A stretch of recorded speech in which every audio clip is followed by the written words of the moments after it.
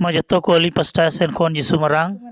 अली आसोग कना आपे जो को मजगी मेना पिया और ईश्वर आरहों बढ़ती भोर आपे मा आरहों तिहिना दिन रे उनकागी ईश्वरा कथा रिया गलमराव को अगु अकाना अदो तिहिन आरहों कुलिया और जेमन उना को कथा रिया जुबाबेल रे रुआबुन और ईश्वर बाबा आरहों जतो हर कोई भोर आबुन मा उनाते तिहिन दोसारा गलमराव कान तलिया होला दो पहिला गलमराव तहे कना तीन दो दोसारा गलमराव आदो पहिला क्वेश्चन दो नवागी कुली दी कनई ईश्वरा आसल सिरजेव को दो ओका को कना ईश्वरा सिरजेवा को दो दूत को आर मानवा को कना को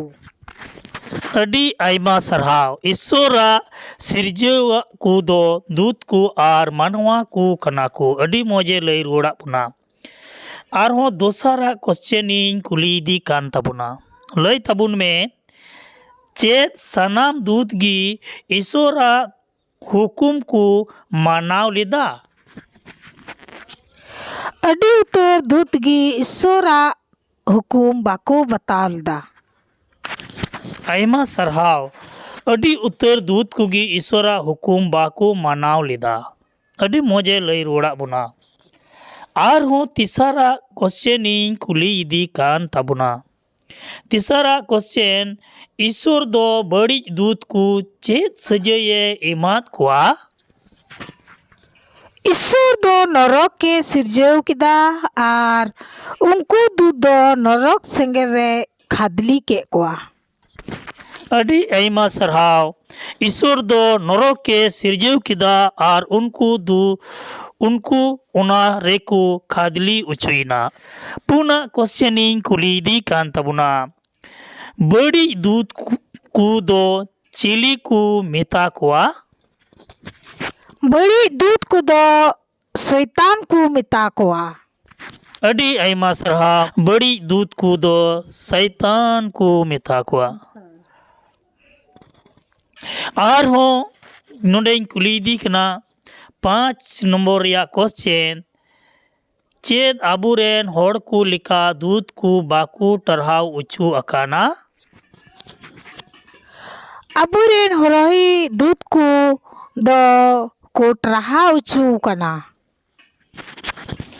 अडी मौज आंसर आबुरेन होड़ को लिका दूत को हो को टरहाव उचू अकान गया मिमिट हर रेन हरहई दूत मेनाया अडी मौज आर हों कुली दी कना 6 नंबर रिया हरहई दूता कमी दो चेत कना हरही दूता कमी दो कना अबु मिमिट हर को हरह बुन आर तंखी बुन लगी कना अडी मौज जीवित भूर अबू हरहो और तंखी बुनगी हरहई दूता कमी दो कना अडी मौज क्वेश्चन रे आंसर रे लई अंजमा बुना उना लगी ते ईश्वरे भोराइमा अदो दिला कटी बुन कोई जोंगा सेरमा ईश्वर बाबा तिहिना गलमाराव रेम गणो का ले उना लगी ते ले सरहावेट मेकना प्रभु जिसु तीनो हर नवा वीडियो को नेलेट कान उनको सनाम को भोर कुमे और गड़ो कुमे जेमन नवा को वीडियो नेल कते मा दुलर को नाम और मो जीवन को नाम प्रभु जिसु सिखौना जतो कोगी एमालेम प्रभु जिसु आमगी और मोज और नपायम धोलिया प्रभु अलिना वीडियो तीनो हर को नेले कान आसो कायते उनको भोर कुमे उनको घरोज भोरा में उनको कमी को भोरा में और मौज नपाय जीवन प्रभु एमाकुम जिसु बाबा आमगी हालेलुया आदो दिला नो हुडिंग कोई और बिनती को बड़े अंजोम में कोई का लेनिस्का जनाम बाबा अंचावी जिसु ᱧᱩᱛᱩᱢ ते आमीन दुलड़िया को नवा को वीडियो आपे दया कते नेल तलिंग पे लाइक तलिंग पे शेयर तलिंग पे कमेंट तलिंग पे और सपोर्ट तलिंग पे और हो जमन नोंका गी दिन हिल आपे को लगी मिमिट आ कथा को गलमराव कते ईश्वर जमने भोर बुनमा और हो बुन न्यापामा नेक्स्ट वीडियो रे गपा मा जतो को जिसु मरांग।